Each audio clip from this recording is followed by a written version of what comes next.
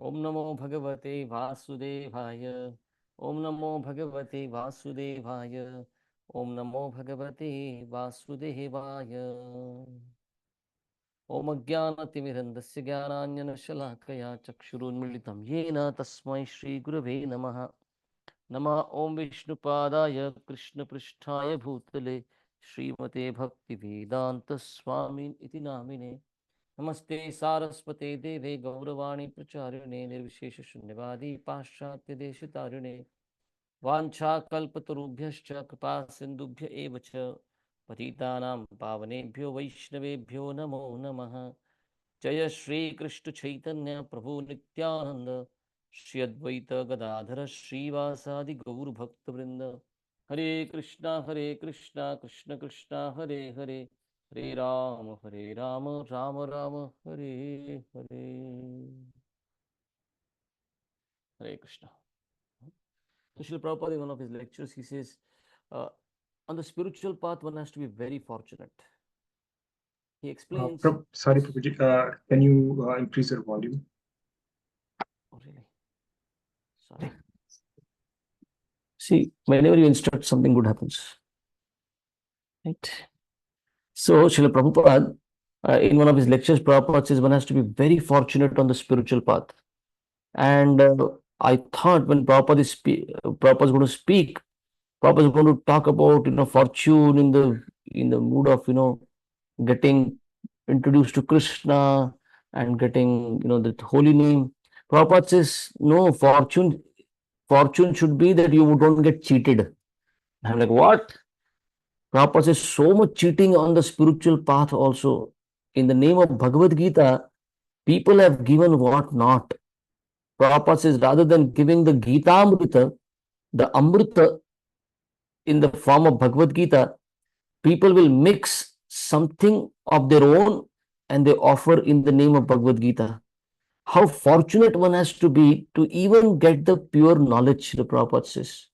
What Krishna has given, to get to hear it repeated as it is. Simply, this is what God wanted to give, this is what Krishna wanted to give, and this is what you get to hear. It is so difficult in today's day and age. Right? Srila Prabhupada says one has to be very fortunate even to come to the, to come to Krishna consciousness, to come to spiritual path and get to hear God's message, Krishna's message as it is. So we have already covered the 16 chapters of the Bhagavad Gita as it is. Now, today we'll move to the 17th chapter. 17th chapter again happens to be a small chapter for that matter. Right? But again, when Srila Prabhupada was one time asked, Swamiji, which chapter of the Bhagavad Gita is most important? And Prabhupada answered, every chapter is important. Why do we want to take this chapter out and that chapter out? Krishna spoke the entire Bhagavad Gita. Don't take out one chapter out and think you will understand Gita. You cannot understand Bhagavad Gita like that.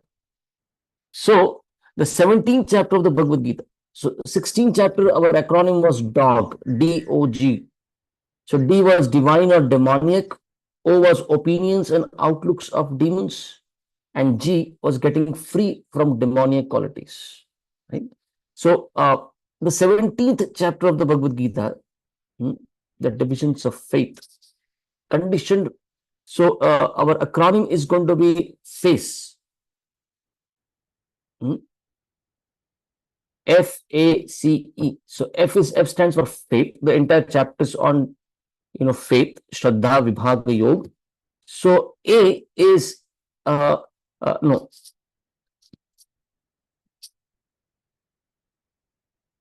Okay, I'll say it in a different way today.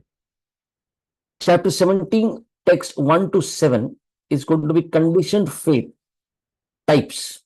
So Arjuna will ask a question at the beginning of the chapter. I see people, doing, practicing certain faiths. What are the types of it? What is then from text 7 to text 22, Arjuna will, or Krishna will answer on symptoms of that faith. Right? And text 23 to 28, Krishna will talk about getting free from defects in one's sacrifice, austerity, and charity. Three things. Okay. So conditioned faith types, conditioned faith symptoms, and the last section would be getting free from defects in one's sacrifice, austerity, and charity. Yajna, dana, tapaschaiva, pavanani manishinam. Krishna will speak that. Okay, let's get in. So, conditioned faith. What are the types of it? Hmm? So, in the 17th chapter, Krishna focused on uh, who is a divine personality, those who have faith in scriptures, shastra, scriptures, authorized scriptures, they live by it, they study it, they hear from authorized sources, and they live by it. Krishna had called them the divine people, right? Uh, and then who are demoniac? You know what is demoniac propensity?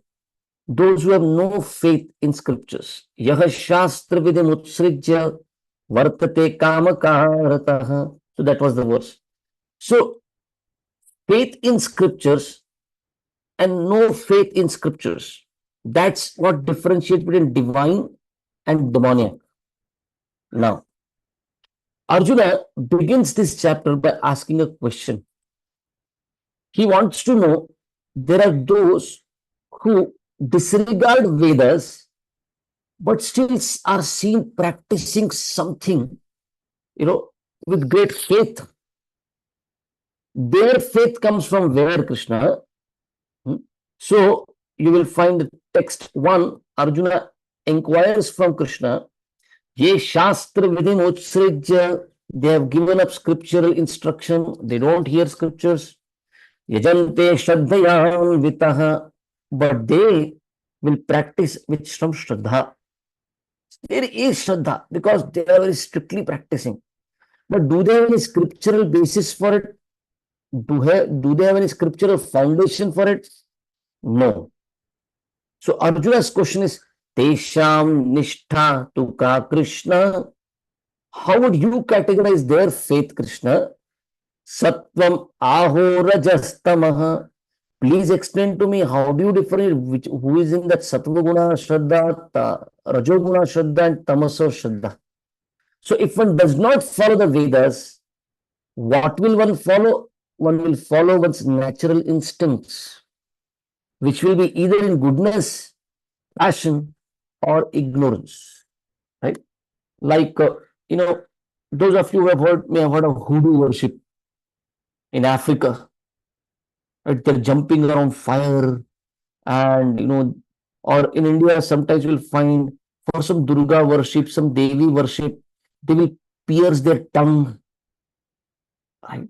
Or sometimes they're doing, like one lady, she's talking to Prabhupada and she says, I heard from one guru that, you are God, by your power everything is happening, and that power is in your meditation. This lady is telling Prabhupada, so I decided I will go up the mountain, the closest mountain from our city. I will go and sit there in the evening, and I will sit in meditation. And as the sun will set, I will intensify my meditation, and let me see if by the power of my meditation I can make the sun rise or not. And this lady is telling Prabhupada, I did that whole night, and the sun rose when it had to. And Prabhupada said, what made you continue practicing Krishna consciousness? And this lady tells Prabhupada, I came down the mountain that morning, and while I was walking on the street, I saw one paper. This paper, came flying towards me. It was a leaflet. And this leaflet was, our devotees had distributed a leaflet saying Swamiji is in town and there'll be lectures in the morning. As soon as I read it, I thought, why do I don't want to go to my home. Yesterday, I heard one Swami, and he seems to have cheated me, telling me I am God and I can make the sun rise by the power of my meditation. Let me hear this Swami today. So I came to the program where I heard you, Prabhupada, and in that lecture, you made a comment. Some foolish people think that they can make the sun rise by the power of their meditation. And she said, I was taken aback. How does this Swamiji know that I went through something like this yesterday? Right? So now imagine somebody sitting whole night in meditation like that. It takes something. What is that something Arjuna is asking? There is no scriptural reference that you should be sitting like that on a mountain and meditate. Somebody piercing their tongue, piercing their skin, like you'll find sometimes they'll, in India, the Shia Muslims, they take out processions. It is called Tajia, they call it. And they will come out on streets. I suppose even in London they do it. I have seen some videos. They will come out with hunters, chains. And what will they do? On the streets, they will play music and they will beat themselves to the point their skin comes out. There's blood all over them. Arjuna is asking this question. Where is scriptural reference? There's no scriptures that they're following. Then where do they get their faith? They follow their instinct. Sattva, Raja, Tama. How do you categorize it, Krishna? So now Krishna is going to answer the divisions of faith. Shraddha Vibhaga Yoga. That's the name of the chapter. Let's get in. So in the second verse, Krishna says, the modes determines one's faith and worship. Okay, the modes. Which mode are you in? Mode of goodness, mode of passion, or mode of ignorance? That will determine your faith and what worship you will pick up with that faith which is colored with certain mode. Okay. So Trivida Bhavati Shraddha Dehinam Vasvabhavaja. With at your birth, you have got some swabhava, right? You have got some inclinations. You have got certain nature with you. That nature is influenced by a certain mode. Sattva guna, Rajoguna, Tamoguna. And from that comes your Shraddha. And depending on that Shraddha faith, you will choose a certain worship. Right? So one's particular faith is evolved according to one's existence under the certain modes. Right? So now first Krishna says worship in different modes. Yajante satvika devam, that's text 4. Yajante satvika devan yaksharaksham rajasaha pretan bhut ganams chanye yajante tamasa janaha. So Krishna says those who are in mode of goodness, they worship the demigods, devatas. Very simple. I am not the highest. I am not the greatest. There are higher powers than me who are providing, who are controlling, who are coordinating. A mode of goodness person will have this kind of thought. Let me worship the devatas, the demigods. It is still in goodness. It is not beyond goodness. We are not talking about Krishna consciousness here, but those who are in Satu, because scriptural is Krishna consciousness. But here the talk is about those who are in goodness. They will worship the devatas, the demigods. What about those who are in the Rajoguna? Yaksha, Rakshamsi Rajasaha. They will worship Rakshasas, they will worship Yakshas. I will discuss Rajoguna people. What about Tamoguna? Bhoot, ghosts, Preta Ganams. Right? They will worship Bhoot and Preta. They will worship ghosts and hobgoblins, Prabhupada would say, right? Especially in India, you know, uh, Mangalore is one very famous place for worship of ghosts, very famous place. And there are surely countries around the world where they'll worship ghosts. Krishna says the Tamoguna people will do that. Hmm? So text 2, 3, and 4, they describe those who have given up scriptures out of laziness or because the required worship is troublesome as per their nature. They have given up scriptures out of laziness. Oh, who will read this much? Like so many devotees, sometimes you ask them, have you studied the whole Bhagavad Gita? Have you read it once? Prabhu, it is so big, so huge. Where is time? How will we understand? It is, we are reading so many blogs and so many websites and so many apps and so many things. It's not that we are not, it's simply laziness for scriptures many times. Or because the required worship was troublesome, what do? You'll generally find these people in the demigod worship. And in text 5 and 6, Krishna says the Krishna describes the demoniac way of worship, which is against the Vedic scriptures. So text 5 and 6, Ashastra Vihitam Ghoram. So you'll find again and again Krishna repeats scriptures, scriptures, scriptures. Right? But text 5 and 6 are those demoniac propensity, those who have demoniac propensity, their worship is first Ashastra Vihita, not recommended in scriptures. Ghoram, very intense. Tapyante ye tapo janaha, they will trouble themselves, trouble everyone. Like, there's a story of Bhasmasura.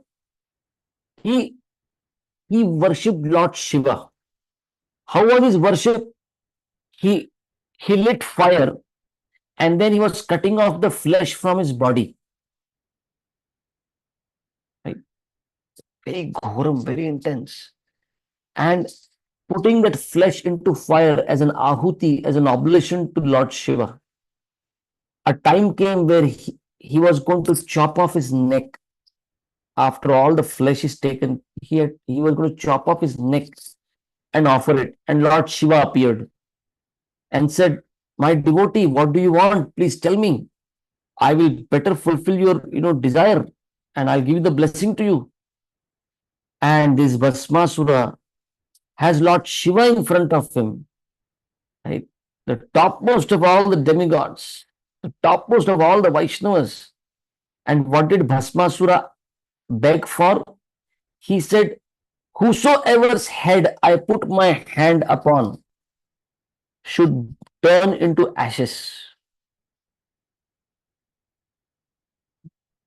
And Lord Shiva said, Tathastu, and vanished. Right? Then what did this Bhasmasura do? I need to check the power of my blessings. And this guy went about and started putting his hand on people and burning them and turning into ashes. Narad Muni understood, oh, this guy is causing havoc. Right? And Narada told, first of all, why did Lord Shiva run away? Because Bhasmasura thought, let me test it on Lord Shiva itself, the blessing. If Lord Shiva gets burnt off, then I'll get Parvati for myself. Lord Shiva ran away. Bhasmasura is running around everyone. Then Narad Muni comes into picture and says, oh, if Lord Shiva had any powers, he could have got a house for himself. He's living in crematorium.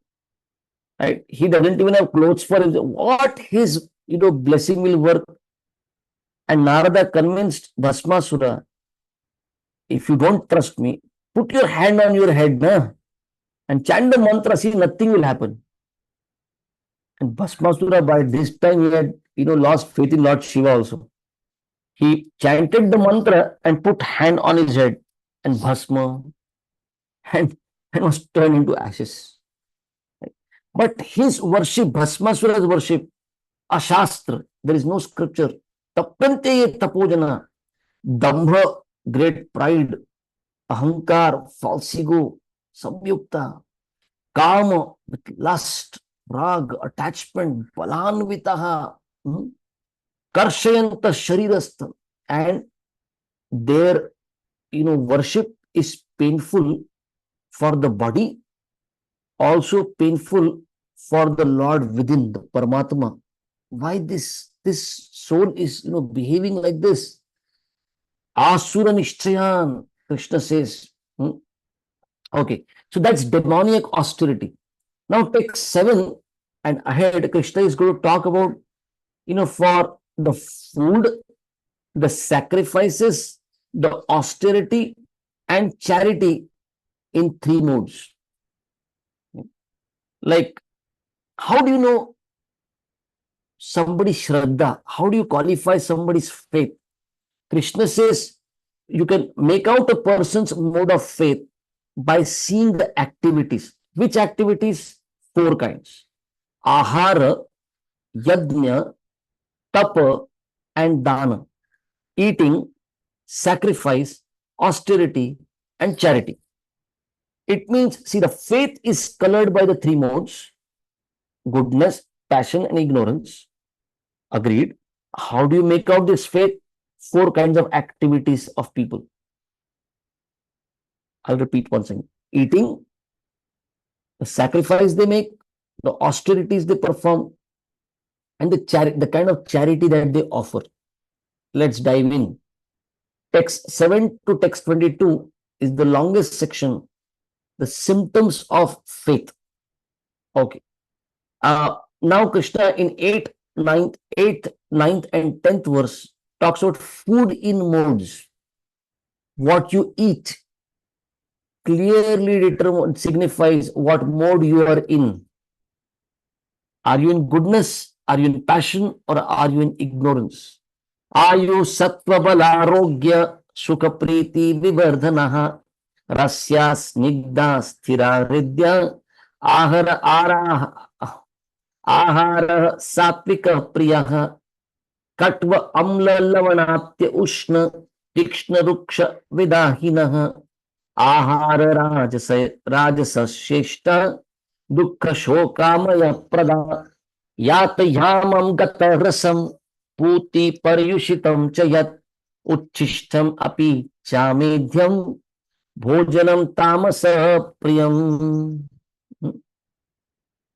So Krishna says in text 8, foods in mode of goodness. What are the symptoms? Krishna says they are juicy, not dry. They are juicy. Next, fatty. Fatty here means, cooked in ghee. Wholesome. And Krishna says, pleasing to the heart. Not pleasing to the tongue or stomach. Pleasing to the heart. Krishna says, juicy, fatty, wholesome, and pleasing to the heart. What is the result? The result is, in the same verse, Krishna says, it increases the duration of life. The food does 3 things. Food nourishes, food is your medicine, and food also increases the duration of life. 3 things has to happen. But generally, what do you see when people eat? After they're eating, okay, we'll discuss this as we go to Rajoguna. So food should increase the duration of life. More than that, Krishna says, it should purify one's existence. Like in India, they will say, पापी पेट को भरना है, पेट भरने के लिए सब कर रहे हैं. We are working hard to fill our belly. Krishna says that is not Sattva-guna. Don't just try to fill the belly. The animals are doing it. Don't eat to fill the belly. Krishna says if the food increases your duration of life, if the food purifies your existence, that is Sattva-guna eating. It should give strength, it should give health, it should give happiness, it should give satisfaction. That's food in mode of goodness. Okay, what is food in mode of passion? Now, all of us can maybe relate with it. Krishna says, too bitter, too sour, salty, hot, pungent, dry, and it burns. People put, like sometimes people will take, you know, this,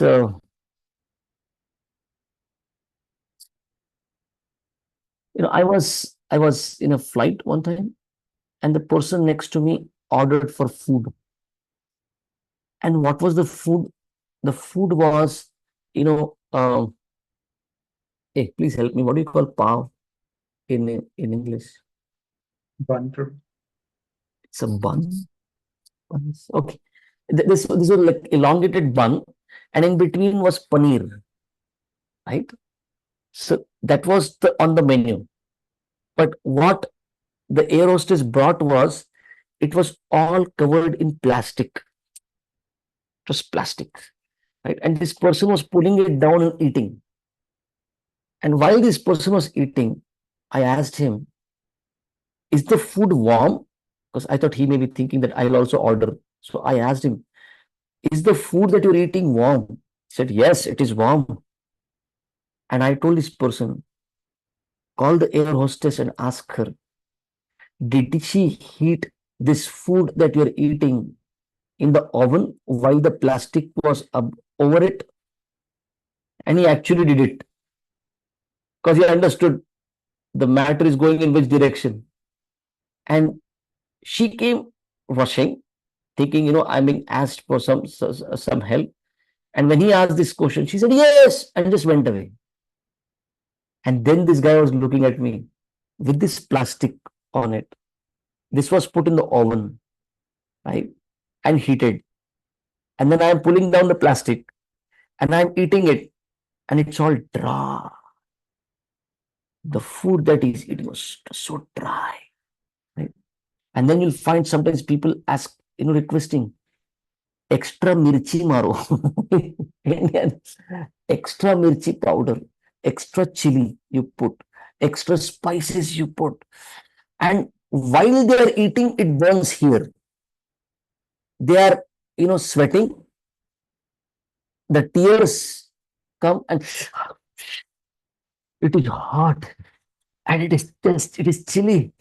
And then while it is going down, it burns in your throat. It burns in your chest.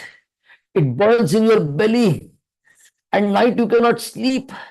And by the time you are in the rest, in the toilet in the morning, everybody outside is listening to all the noises and the sounds that it burns from beginning till end.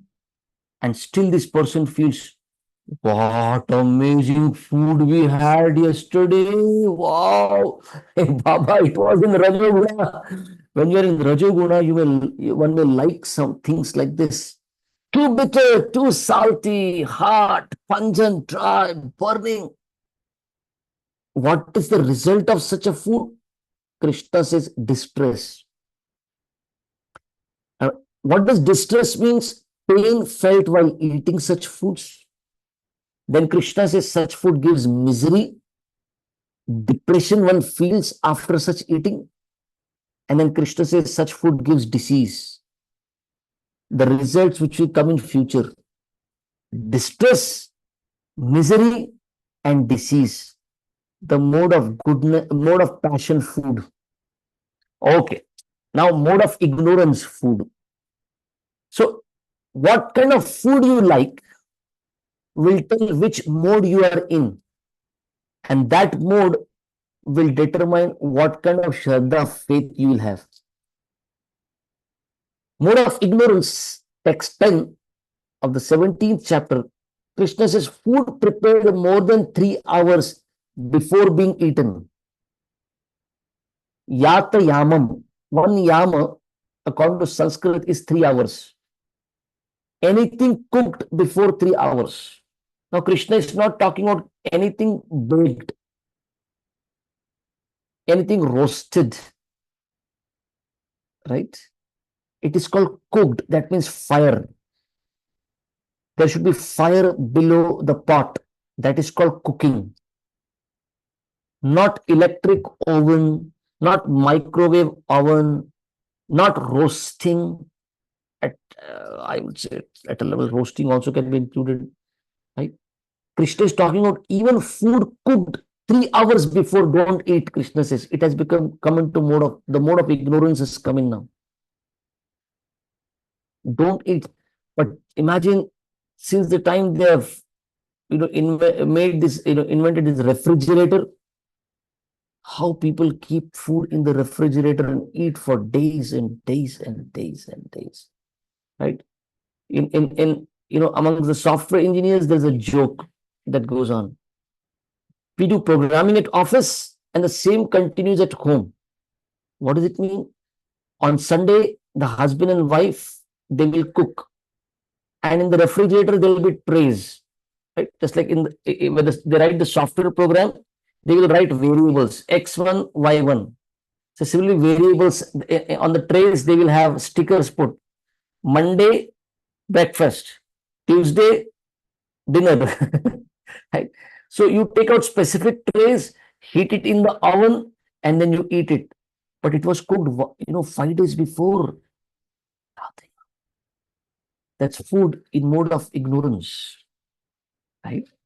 So, food prepared more than 3 hours before being eaten. But Prabhupada especially says there, something that has been offered to Krishna prasadam, it has gone beyond goodness also. It is prasad, right? But still Prabhupada cautions, just because it is prasad does not mean that you eat it stale. You could respect it because it was offered to Krishna, but don't eat it stale. Food that is tasteless, decomposed, and putrid. Now imagine all non-vegetarian food. It's actually the person is eating a dead body. Body starts decomposing as soon as the soul leaves. Any body, they will skin it. They will drain the blood off it, and they feel whatever remains is worthy of eating. And sometimes this, there are scriptural references even for those who want to eat meat, how to eat meat, but not that factory, in the factory somewhere animals are killed in the factory farming, and the meat is packed, and that meat comes to, Costco or Walmart or the stores. It remains there and it comes to people's houses and refrigerators, and then it's all decomposed. It is mode of ignorance, right? And like I had mentioned last time, Calgary is known for killing 5,000 cows a day. That's the industry. You can imagine 5,000 cows and all this meat and all mode of ignorance. Decomposed, putrid. Krishna says food consisting of remnants and untouchable things. All this, what is the result? It increases infections, it increases diseases. So Prabhupada says in the purport there, food that is offered to Krishna, food which is the remnants of the spiritual master, they're good. They should be taken. Right? They can be taken. Okay. Now let's go ahead. So high protein, non-veg sources, they're all passion and ignorance. Right? Okay. Sacrifice in 3 modes. Text 11, 12, and 13. Right?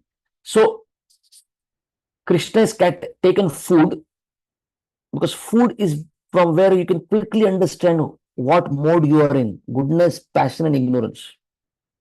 Right? Now, Krishna takes the next three things: yajna, dana, and tapa. Sacrifice in three modes. अफलाकांक्षिभिर्यज्ञो विधिदृष्टो य इज्जते यष्टव्यम एवेति मनः समाधाय स सात्विकः. So those in mode of goodness, their sacrifice, Krishna says, according to the direction of scriptures. First, they will perform yajna. That yajna is as per scriptures. Now, the scriptures are saying in this Kali Yuga, the method of yajna is the chanting of holy name. But you find people still holding on with their meditation. Sometimes in their homes, they will have a small yajna kunda, and in that they will put a little oblation and put some sticks and burn and keep the fire on. But that's gone. That's not the recommended process for this age. The recommended process is to chant the holy name. And these people will say, wow, simply chanting, what will happen? What will happen? Prabhupada showed it. Prabhupada has set an example by simply chanting of the holy name. The result, the desired result of purification of the heart happened around the world, not just in India. But they will not follow the scriptures. Those who are not, so, but those are in mode of goodness, their sacrifice is as per the direction of scriptures. They will do it as a matter of duty. Second reason, second symptom for sacrifice in mode of goodness, simply doing it as a matter of duty. This person is asked, what do you get out of it? No, I don't want anything out of it. I'm simply doing it dutifully. Like in India, you'll find some families, they'll say, every year we go to Tirupati Balaji. Why do you go? It's our Kul Daivata. Balaji is our family deity. Every year, it is our, rule on ourselves, we go. So, Prabhupada says going to temple or church as a duty, not for economic benefits, right? To offer respect to God as a matter of duty. The third symptom, first is mode of goodness, sacrifice. Sacrifice in the mode of goodness is as per the directions of the scriptures. Second is as a matter of duty. Third, one desires no reward out of it. Right? Generally, the tendency is I have some purpose in my mind. No, I simply do it, I do it without any desire for reward. What about those sacrifices in mode of passion? Krishna says in text 12, done for some material benefit, Krishna says. I'll go to heavens. Today I perform this puja and tomorrow I'm going to get the results. In India, people will do so many sacrifices and puja, right? Like, sarkari naukri lag jaye. I want a government job. In India, there is a craze for it even now, right? Like one person, he went to the temple of Krishna's temple and prayed, Krishna, please bless me to get a government job. Twice, thrice he came. He didn't have any hope. Only Krishna can help. I by myself, I will never get it.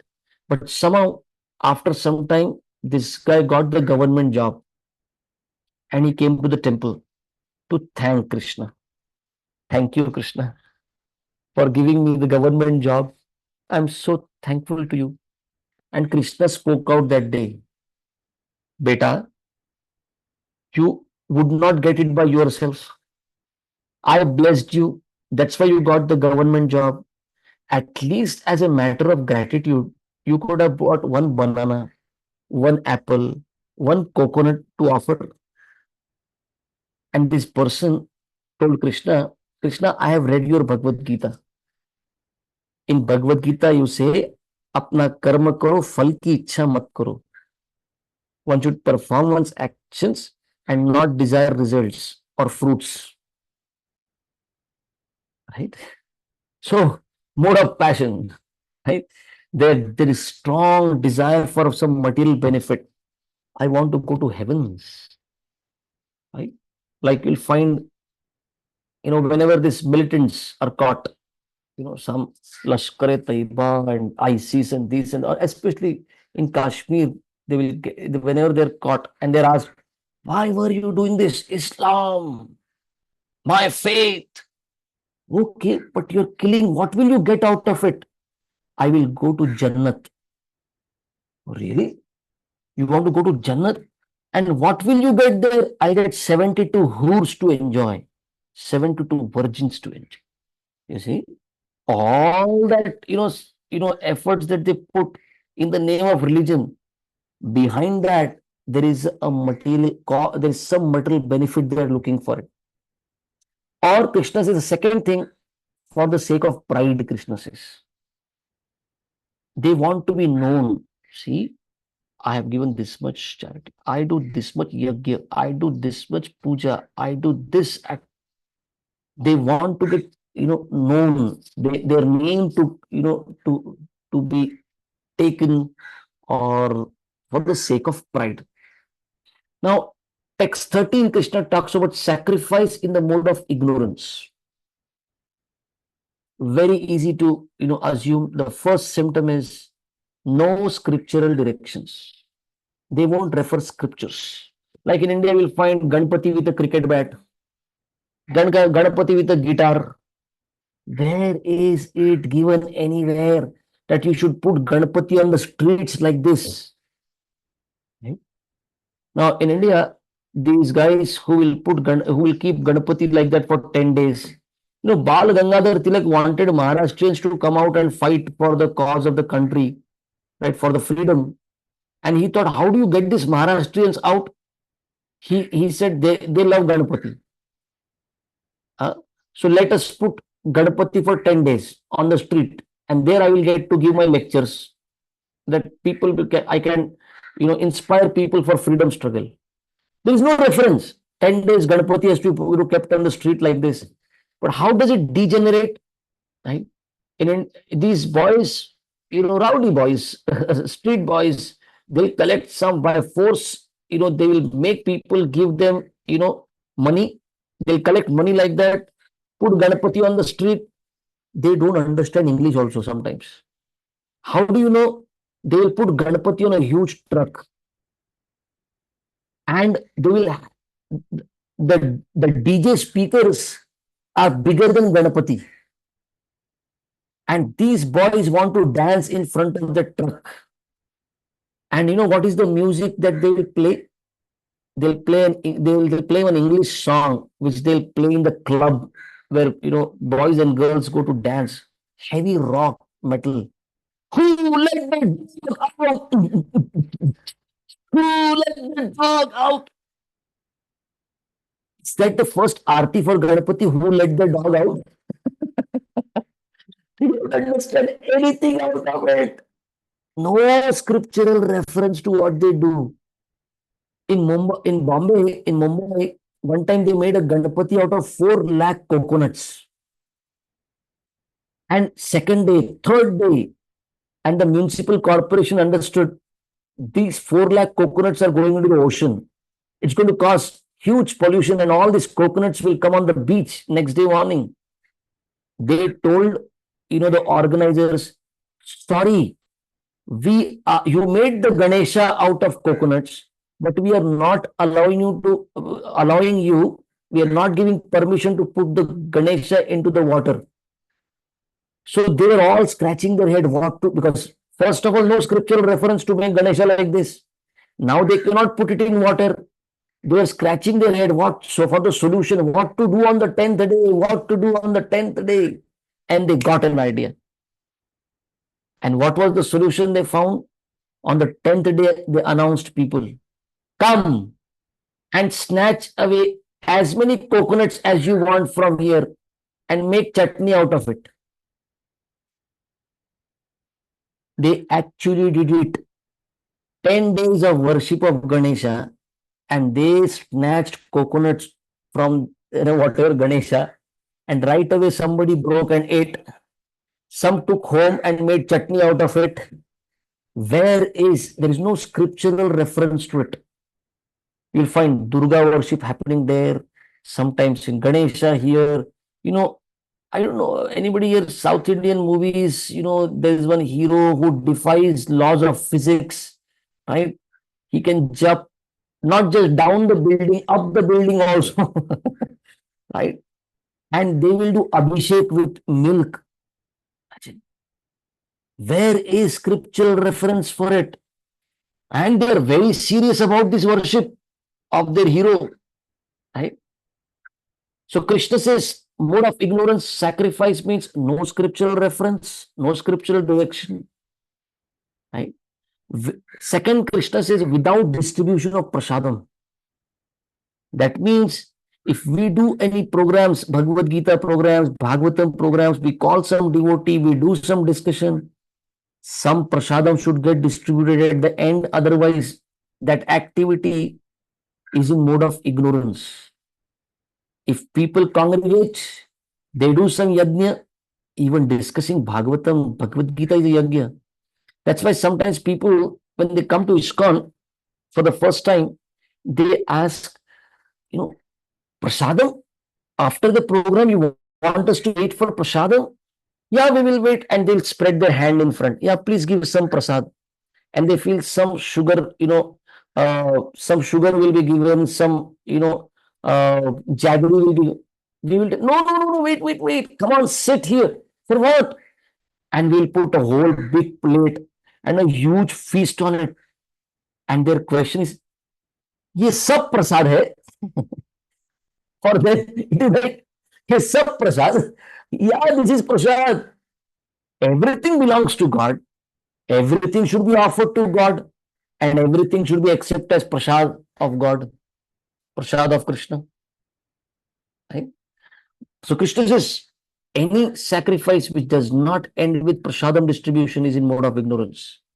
Third, Krishna says, any sacrifice without chanting of Vedic hymns, Vedic verses, it's in mode of ignorance.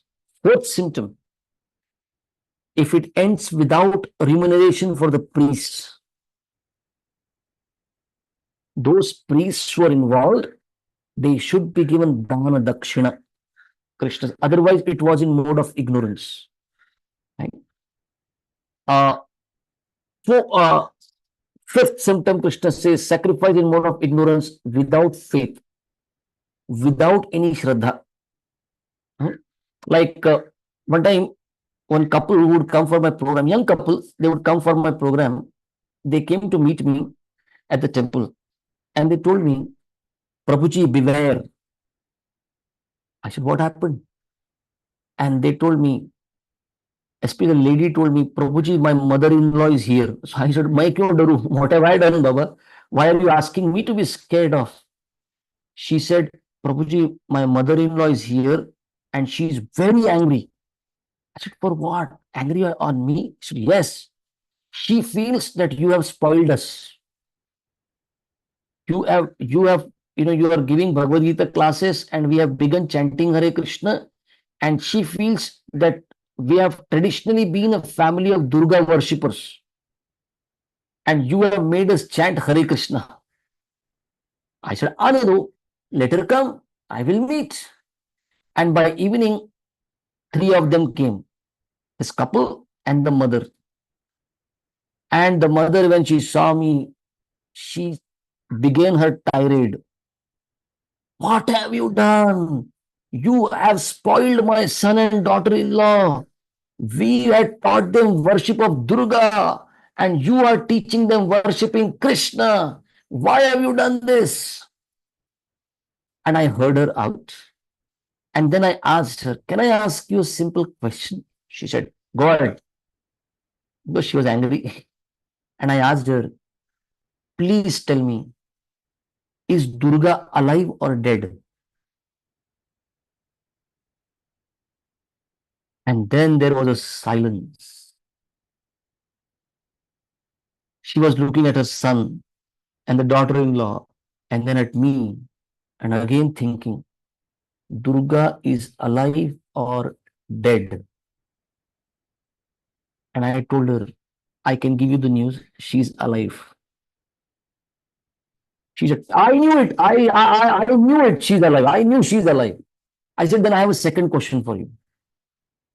If she's alive, where does she live? Again, a silence.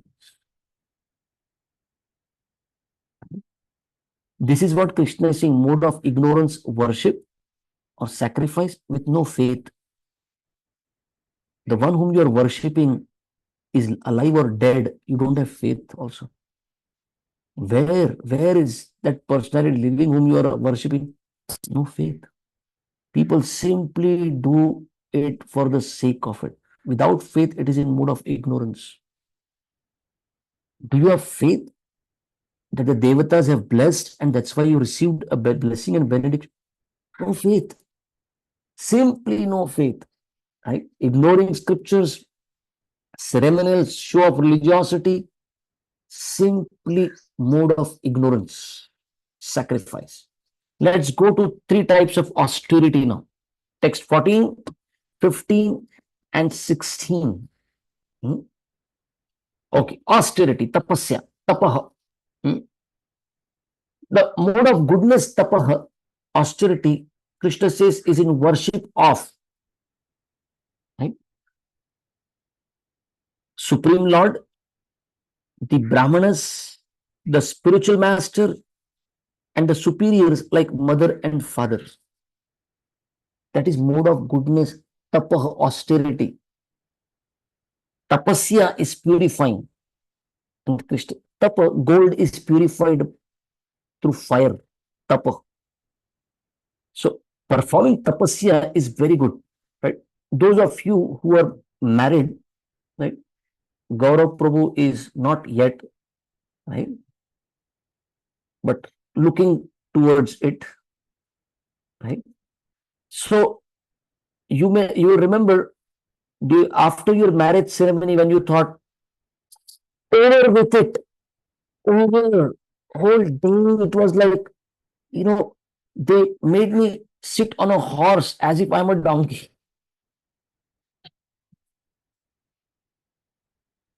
right? After the old day is over, then they will tell the newly wed, the the bride and the groom. Now begins the task. They will tell you to go around the entire marriage hall. For what? Go and take blessings. Bend and touch the feet. Mother and father on both sides, grandparents and uncle and auntie. And that day, everybody will take your case. I'm also elder. I am also elder. And you are like, my back is breaking. How much should I? No, that is tapaha. Respecting elders. Right?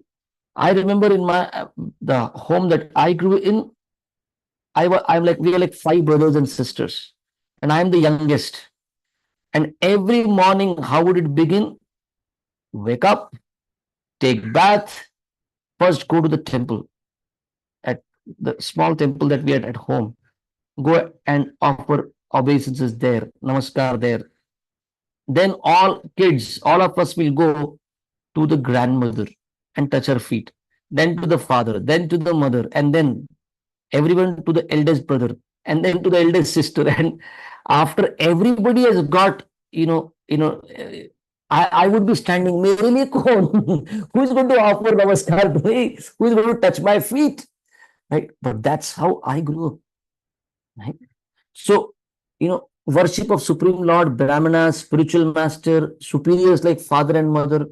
Krishna's is cleanliness, simplicity, celibacy, and non-violence. Right? So, worship of Supreme Lord, Brahmanas, spiritual master, and superiors like father and mother. Then Krishna's cleanliness, simplicity, celibacy, and non-violence. These are austerities in the austerity of body. This is austerity of body. Yeah. Text 17.14 is austerity of body. Text 17.15 is austerity of speech. Krishna is speaking truth, right? Right. Uh, Speaking from scriptures.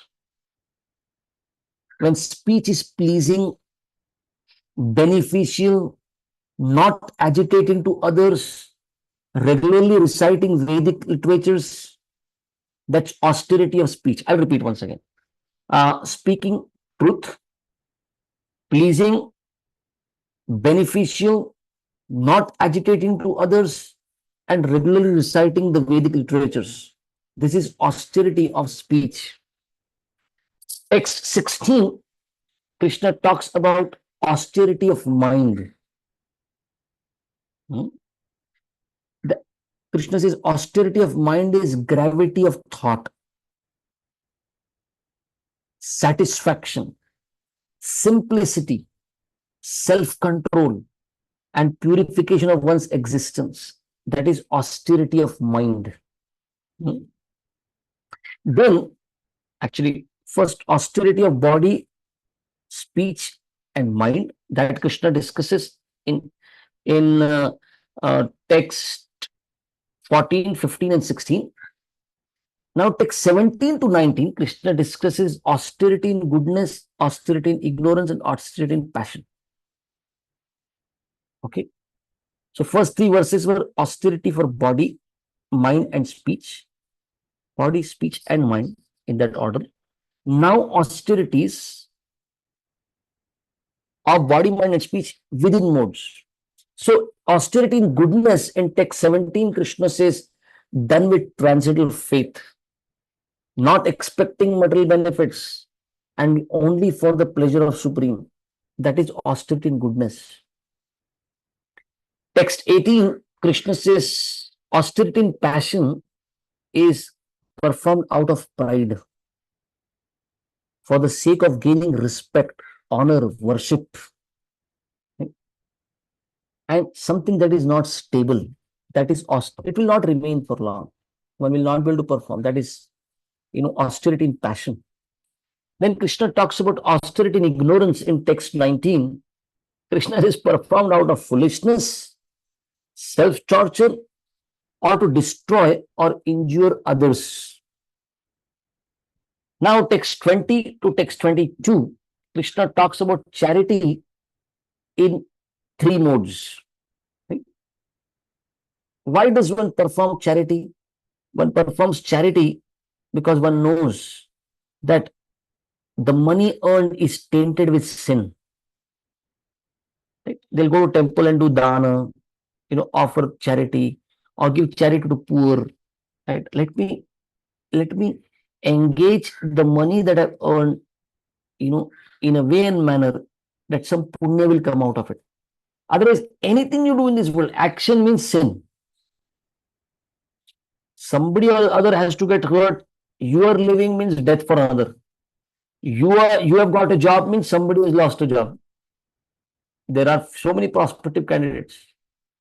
You are eating means even if you are vegetarian, plants have to die. So the charity and higher than this is, I have received so much from God. Let me share with the children of God or God's children, if I can say like that. Right? I have received, let me share. Right? Like a good heart, a sweet heart will, when you get, let's say, two chocolates, you say, let me share one with my brother or my sister. That's a charity.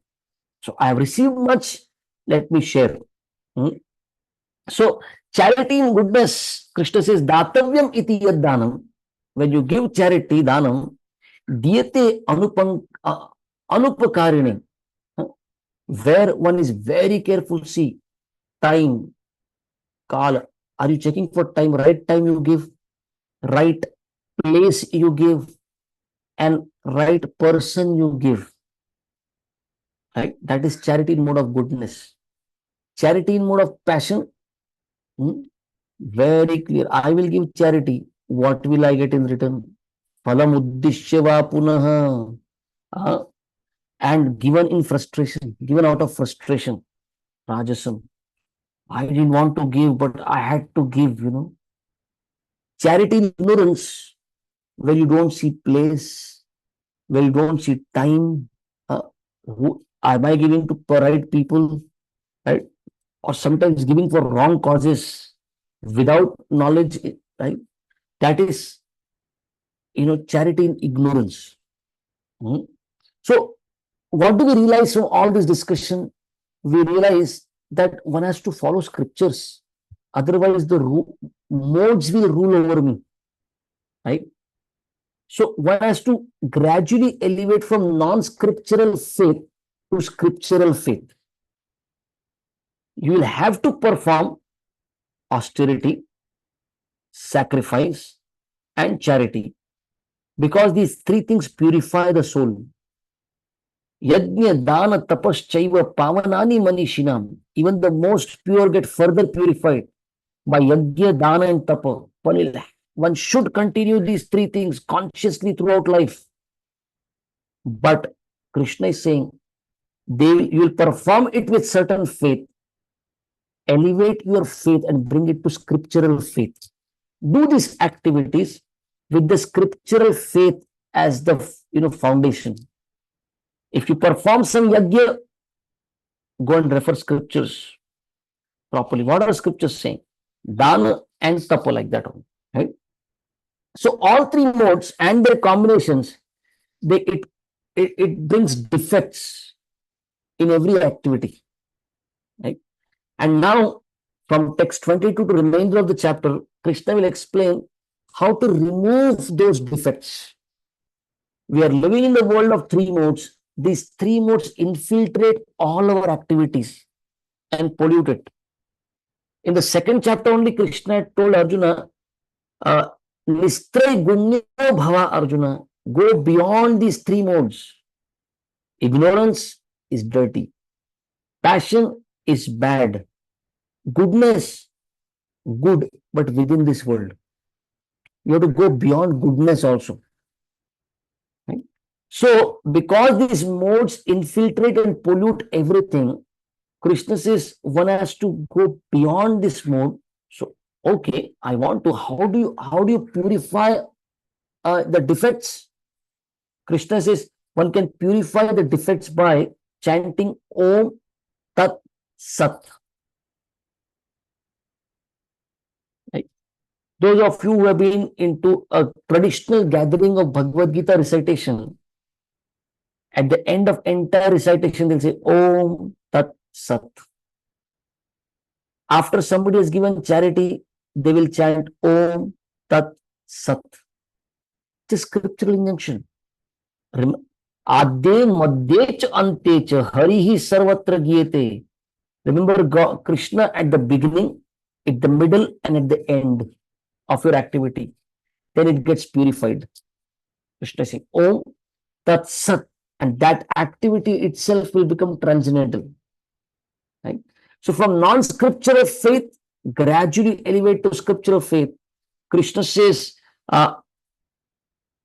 what mentality one should instill in one's sacrifice, austerity, charity? I want to satisfy the Supreme. I want to satisfy Krishna. So Om Tat Sat. What does Om indicate? It indicates the supreme goal. Tat, it indicates detached work for the sake of liberation. And Sat, it indicates activities done for the service of the Lord, which ultimately reveal the spiritual nature and reveals the spiritual. So Om Tat Sat. And you will find Srila Prabhupada writing in the purport, chanting Hare Krishna is as beneficial or more beneficial than chanting even Om Tat Sat. That's why, when you come to ISKCON, you'll find if a baby is born, we chant Hare Krishna. Baby starts going to school, we chant Hare Krishna. Baby is, somebody is getting married, we chant Hare Krishna. Somebody is dead, we chant Hare Krishna. Birth to death, any occasion, we chant Hare Krishna. Beginning of the program, we chant Hare Krishna. In the middle, we chant Hare. At the end, we chant Hare Krishna. All the activities, what happens? They get offered to the Supreme. They go beyond the defects of the modes and become transcendental by the chanting of the holy name. Right? So,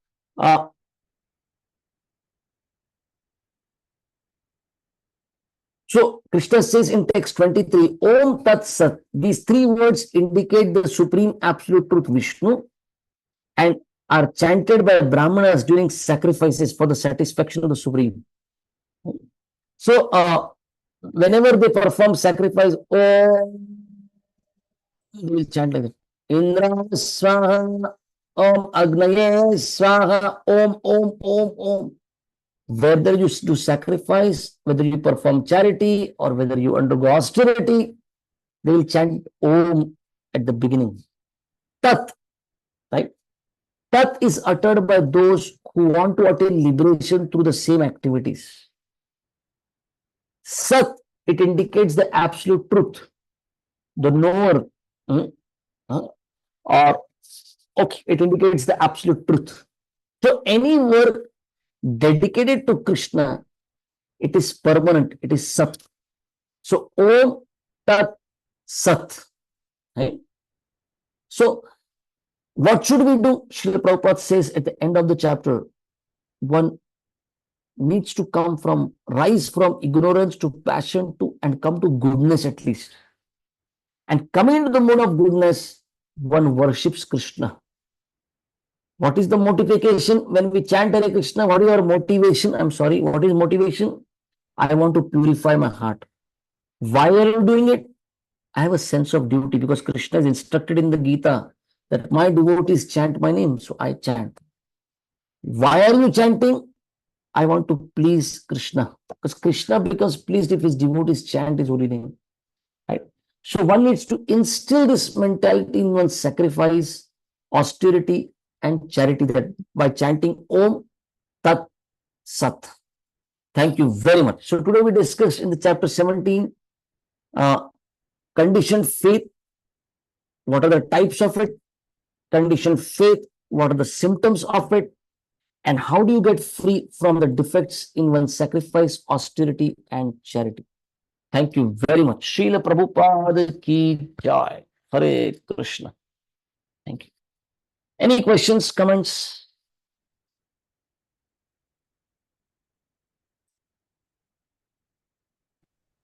Okay, let's stop it. Okay, yes, Abhishek. Prabhuji, you mentioned that at time of birth we might have some inclination to a type of faith.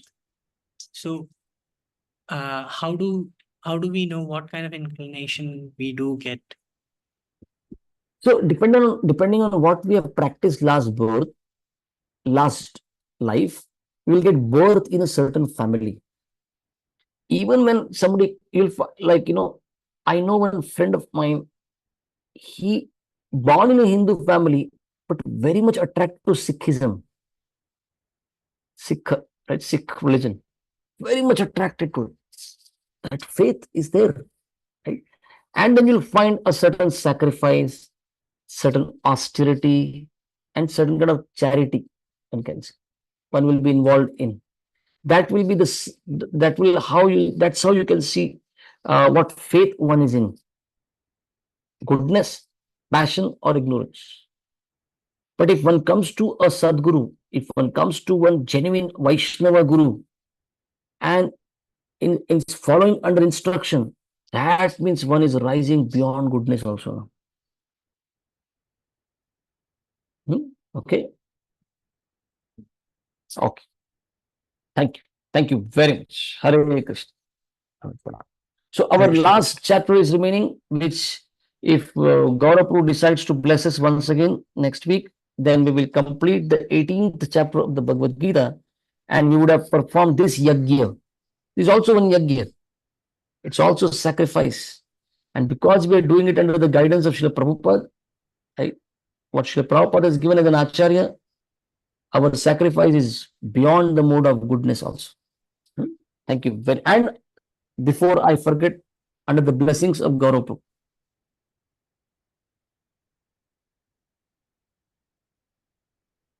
Thank you so much, Prabhuji. Hare Krishna. Dhanyavad. Stand in front of me. Hare Krishna. Thank you. Hare Krishna.